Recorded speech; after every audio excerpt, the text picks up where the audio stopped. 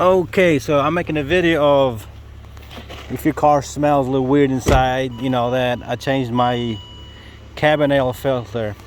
So my Volvo, it sucks air from here and the one over there. So in order to get the odor off, get some Lysol, whatever, and you have the fan on and spray this inside. Because it kills germs and all that, and it makes it smell better.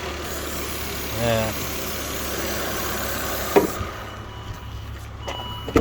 Stop. Quit messing around with that. Have this thing here. Let's go there. And it should pull in that Lysol and clean your vent. Good there. Yeah, it does, don't it? I did put on there. Don't touch nothing.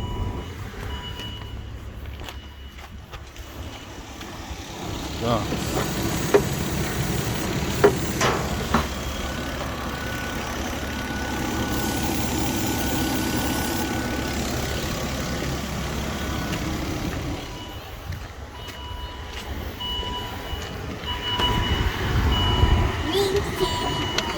Have the AC on as well and the fan so I can. What's that thing called?